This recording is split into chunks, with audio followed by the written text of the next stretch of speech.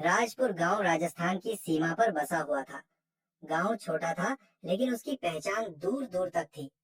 कारण सिर्फ खेती बाड़ी नहीं, बल्कि एक डरावना बड़ का पेड़ जो गांव से आधा कोस दूर सुनसान जगह पर खड़ा था। गांव के बुजुर्ग कहते थे, इस पेड़ पर पुराने जमाने से भूत प्रेत बसते हैं। खासकर अमावस्या की रात को वे बाहर निकल आते हैं और राहगीरों को परेशान करते हैं। गांव के लोग उस रास्ते से रात को निकलना तो दूर, दिन में भी जल्दी जाने से डरते थे। बच्चों को तो पास जाने की बिल्कुल मनाही थी। गांव में एक लड़का था, गोपाल, उम्र करीब 20 साल। गोपाल पढ़ा लिखा था और उसे इन पुरानी बातों पर यकीन नहीं था। वह हमेशा बुजुर्गों का मजाक उड़ाता। भूत प्रेत जैसी कोई चीज नहीं होती, ये सब तुम्हारे दिमाग की उपज है। लेकिन गांव वाले कहते, बेटा तू छोटा है, नादानी में ऐसी बातें मत कर। कई लोगों ने उस पेड़ पर अजीब घटनाएं देखी हैं। गोपाल को लगता कि लोग उसे डराने के लिए झूठ बोल रहे हैं। एक दिन उसने अपने दोस्तों से कहा, इस अमावस्या की रात मैं खुद उस पेड़ पर जाऊंगा और सबको साबित कर दूंगा कि भूत नाम की कोई चीज नहीं होती। दिन बीतते बीतते रात आ गई। काली अमावस्या, आकाश पर एक भी तारा नहीं, चारों ओर गहरी खामोशी। गोपाल लालटेन लेकर निकल पड़ा।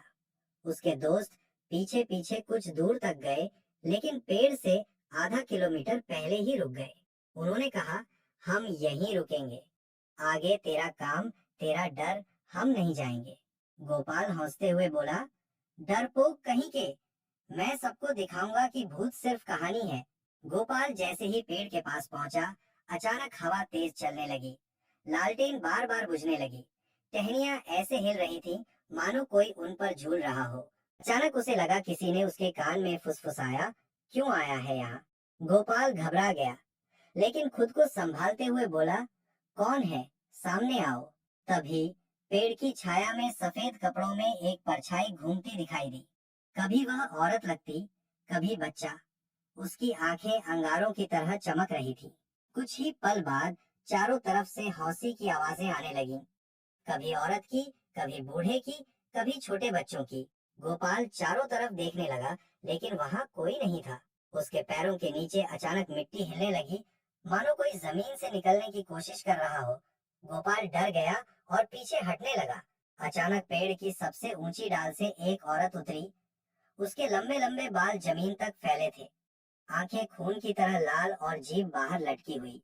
उसने डरावनी आवाज में कहा, ये हमारी जगह है, इंसान यहाँ क्यों आया? गोपाल अब कांपने लगा।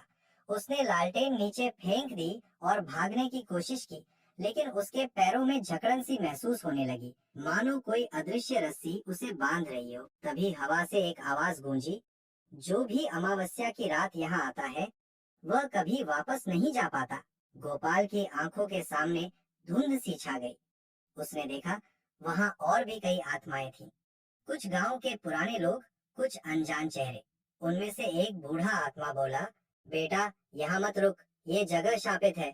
इस पेड़ के नीचे 100 साल पहले एक काली साधना हुई थी, उसी के बाद से भूत प्रेत यहाँ कैद हैं। गोपाल कांपते हुए बोला, मुझे छोड़ दो, मैं अब कभी यहाँ नहीं आऊंगा। तभी दूर से उसके दोस्तों की आवाज आई, गोपाल भाग इधर की तरफ। सुबह गांव के लोग उसे घर ले गए। जब होश आया तो उसने सबको पूरी घटना बताई।